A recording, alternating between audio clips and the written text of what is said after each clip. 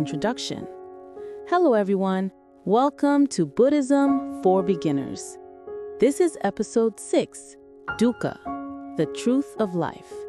In the previous episode, we spoke about the overview of the Four Noble Truths: suffering, cause, cessation, and the path. Today we are going to dive deeper into the very first truth, Dukkha, or the reality of suffering in life. When the Buddha attained enlightenment, the very first teaching he gave was not about happiness, but about suffering. At first, this may sound negative or pessimistic, but in fact, recognizing suffering is the very first step toward freedom. Without understanding suffering, we spend our lives running away from it or covering it up. But suffering will always be there. Meaning of Dukkha. The word Dukkha in Pali means something that is not perfect, not in harmony, not steady, and not permanent.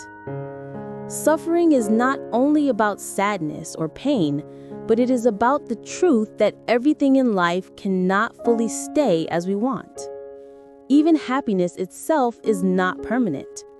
For example, we may feel joy when traveling, but when the journey ends, the joy fades, and what follows is longing and dissatisfaction for it to return. That desire and dissatisfaction is suffering. So the meaning of dukkha is not negative thinking.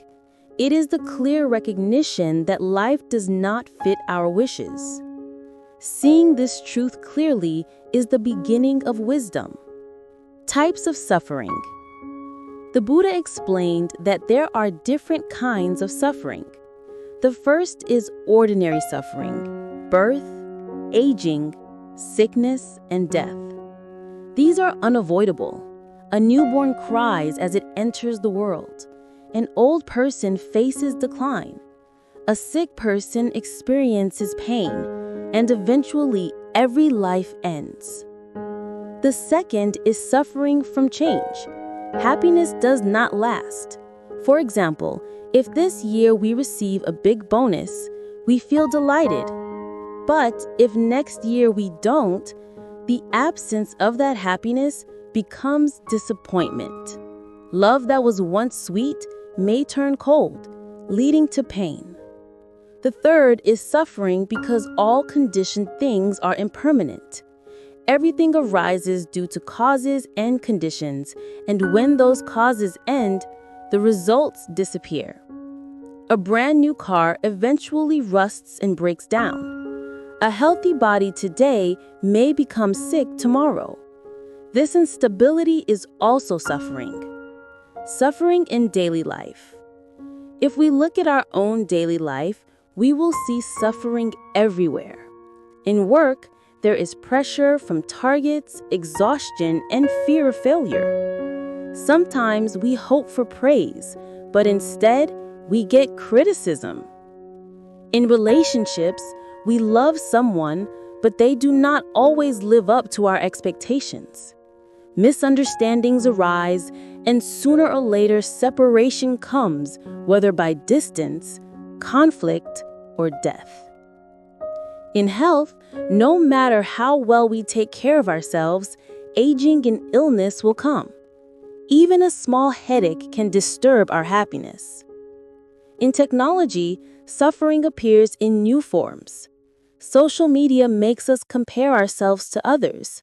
We see our friends traveling, enjoying, and we feel lacking. Addiction to screens makes the mind restless.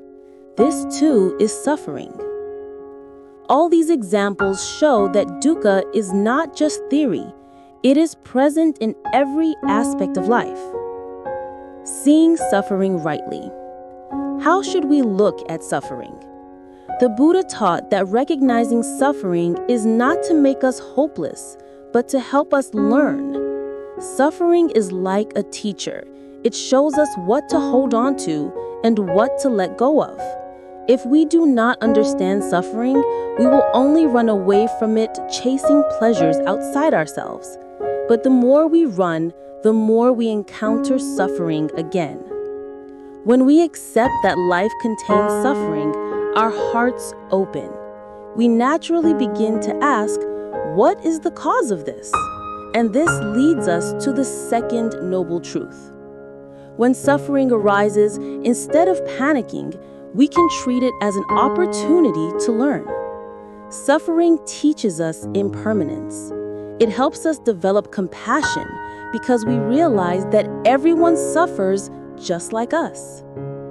The best way to learn from suffering is to practice mindfulness. When pain or difficulty arises, pause for a moment. Notice the mind that is struggling. Simply seeing it as it is makes the burden lighter. The suffering may not disappear immediately, but it no longer controls us. And it is not only when suffering appears that we should practice. We should cultivate mindfulness as a daily habit, so the mind is strong and ready for whatever comes. Mindfulness practice does not always mean long hours of meditation. It can be woven into everyday life. For example, when you wake up, take one conscious breath before leaving bed. As you walk to work, notice the feeling of your feet touching the ground. As you work, be aware of your hands typing on the keyboard. As you eat, taste the food slowly, noticing the flavor and the act of chewing. These small moments are mindfulness in daily life. When we practice mindfulness regularly, the mind becomes more stable and resilient. When suffering arrives, we are not swept away so easily. We can stand with it calmly and give space for wisdom and compassion to arise. So seeing suffering and cultivating mindfulness in daily life go hand in hand. By clearly seeing suffering, we strengthen our mindfulness. With mindfulness, the mind grows calmer and we return again and again to wisdom. So in summary, dukkha, suffering, is the truth of life. No one can escape it. But seeing suffering is not meant to make us hopeless. It opens our eyes to reality. Suffering reminds us that nothing is permanent. It teaches us not to cling too tightly, and it points us to wisdom. Understanding suffering is the first step on the path to liberation. When we see suffering, we naturally begin to look for its cause. When we understand its cause, we can see the possibility of its end. And when we see the end, we begin to walk the path. The Buddhist teaching is clear. To see suffering is the beginning of wisdom. It is the starting point of the journey to freedom. May this reflection help you to see suffering not as an enemy, but as a guide. And may you find peace as you continue on the path of the Dharma.